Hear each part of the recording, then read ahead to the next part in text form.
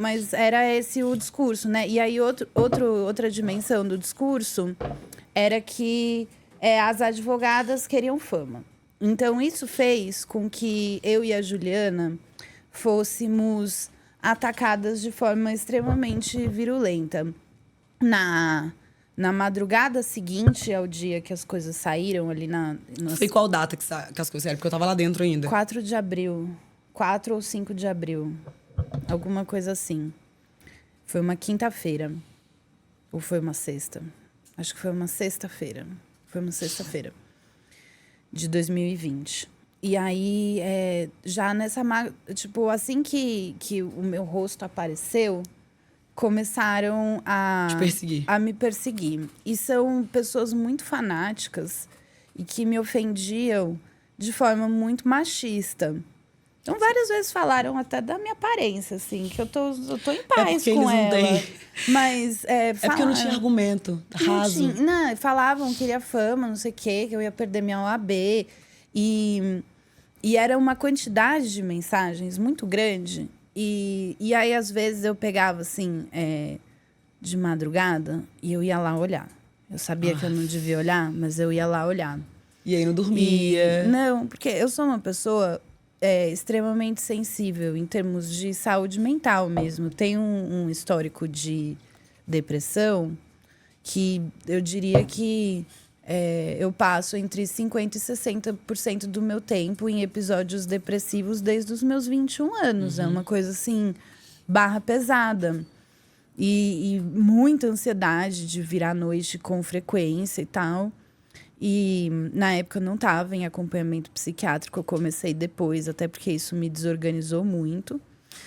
E aí eu pegava para olhar e a quantidade de pessoas me assustava. E ao mesmo tempo, aquelas pessoas estavam falando coisas tão absurdas que eu senti o ímpeto de ir lá falar com elas. E falar, por que você está falando isso? Da onde que você tirou isso? Isso que você está falando é mentira. A sua premissa tá errada. Aí respondia, joga e joga, mito. Joga e joga. Não, e aí, tipo, teve... aí eles printavam e postavam no Twitter e tal.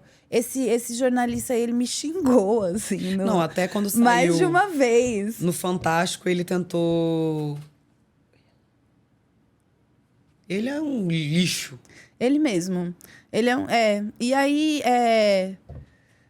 assim, foi muito violento, porque ele instigava essas pessoas e elas vinham pra cima de mim e da Juliana. Então, em dado momento ali, eu acho que até foi dia 16 de abril. Ele fez uma das várias lives que ele fazia sobre o caso. E ele deixava pro final, né? Pra engajar as pessoas, superchat e tal. Tirar um troquinho. Tinha o superchat ainda? Tinha, tirar um troquinho da minha imagem e do sofrimento da minha cliente. E aí ele, em dado momento dessas lives, ele falou que tinha uma advogada que tinha ido até o Mackenzie e tinha oferecido dinheiro para uma testemunha. Meu Deus, a advogada não tava ganhando R$1, era voluntária, pobre, não, é pro eu sou bono. uma fodida, gente. Eu moro de aluguel e eu sou advogada autônoma. Não sou rica. Eu estudei em colégio bilíngue 20 anos atrás. E eu tive bolsa desde da 8ª série. Então, faz muito tempo que o conforto... Aquele conforto mesmo que eu não tenho. E eu sou sozinha também, né? Porque minha mãe mora em Santa Catarina e eu vejo ela umas 2 vezes no ano. Meu pai também não tem nenhum grande suporte, nem assim para deixar a Betânia num dia que eu preciso trabalhar, nada disso. Então, teve isso da acusação de comprar uma testemunha e tinha uma outra coisa. Gente, a Mackenzie é uma universidade muito séria. Para ela emitir uma nota que um aluno não deve ir aos jogos por comportamento mas isso não é bem inadequado. Não foi o Mackenzie. Foi assim, existe o Interfal. É um jogo estadual das universidades de arquitetura. Dos cursos de arquitetura de diversas universidades de São Paulo. E então você tem uma comissão organizadora que é composta por representantes das associações atléticas acadêmicas de cada uma dessas universidades. E aí foi esse conselho do Interfal. Não houve uma manifestação institucional do Mackenzie. Acho que, tipo, se tem informação imprecisa, a gente precisa corrigir. Não houve, nem nunca, jamais buscamos isso de nenhuma forma, porque nenhum dos fatos aconteceu nas dependências do Mackenzie ou em algum evento ligado à universidade. Da conduta ser irregular aos jogos, então Não é uma coisa. fato. Ele foi expulso dos jogos. Ele foi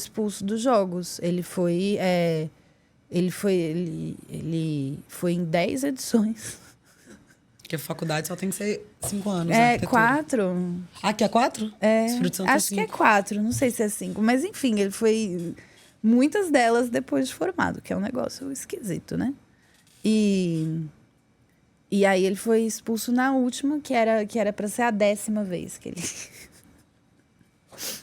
Grande mérito, né? Não, e que coisa feia, né? Você ficar andando no meio de um monte de calouro. Calouro, a gente chama na Sanfra de calouro, de bicho, né? No meio de um monte de calouro, aos quase 30 anos. O que é isso? E uma das coisas que esse... Não, só pra complementar o blogueiro lá. E aí ele fez essa cobertura e ele incitou vários ataques. E eles tinham obsessão por um episódio da minha vida. Que é o seguinte. Em 2017... Tava num momento um pouco intenso, assim, mentalmente. E eu tava muito indignada porque o Dória tava perseguindo os pichadores e os grafiteiros em São Paulo. E eu tenho hiperfocos. Então eu tive um Tem TDAH? Eu não é meu diagnóstico. Meu diagnóstico é outro. Mas eu tenho hiperfocos desde sempre. Tipo, avião, baleias orcas, grafite, já viu pichação. aquela advogada... extraordinária? Não, que é a advogada autista do filme coreano, né? É muito bom. Então já me falaram isso várias vezes. Ela tem hiperfoco, ela é fissurada em baleia. Eu tenho. Ai, eu amo baleias orcas, sério. Amo muito. Mas eu tive um hiperfoco de grafite e pichação. E aí, um dia, eu fui na Galeria do Rock. Comprei uma lata de spray. Eu moro no centro. A polícia passou. Não, a polícia levou uns dias pra polícia passar. E aí eu escrevia frases feministas. Então tinha 2 frases que eu escrevia, que era mulher, vírgula, se dê razão.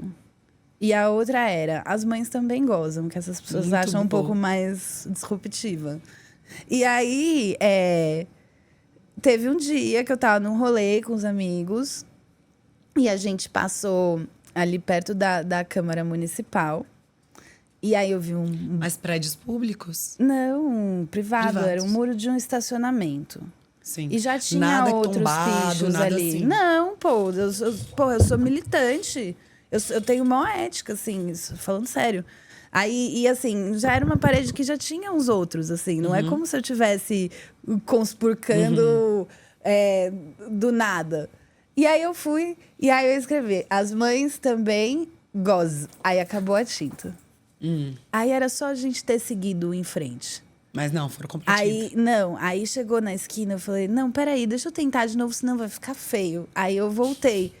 E isso foi assim, falta de noção. Eu sou uma má transgressora. Sim, péssima. Porque foi do lado da Câmara Municipal, em frente a um posto da GCM, que tinha visual direto para onde eu estava. Então, assim, A polícia foi lá. A gente chegou na esquina, assim, já chegou a viatura. Aí eu tava com outros amigos, um deles já tinha um TC de pichação. Aí eu falei, não, sou só eu.